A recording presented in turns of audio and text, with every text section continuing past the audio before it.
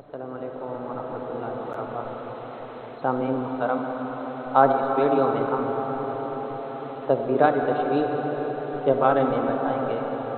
ان تکبیرات تشریق کب شروع ہوتا ہے اور کب ختم ہوتا ہے۔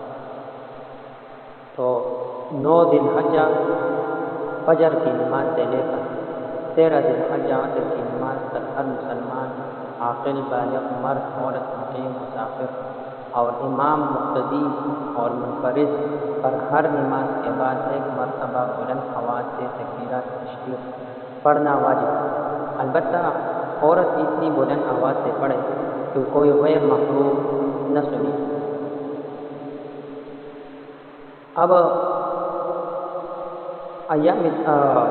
تکبیرات تشریق نماز عید کے بعد جائز ہے یا نہیں؟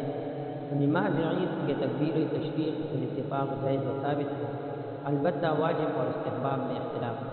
قول وجوب راجح ہے۔ اب کب شروع ہوتا ہے؟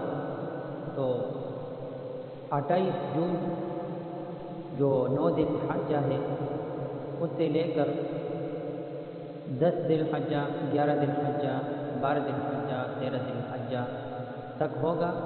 اسی دن 13 ذی الحجہ عصر نماز تک ہوگا، اور اس کے بعد مغرب اور عشاء نماز کے بعد نہیں ہوا ختم ہوتا ہے۔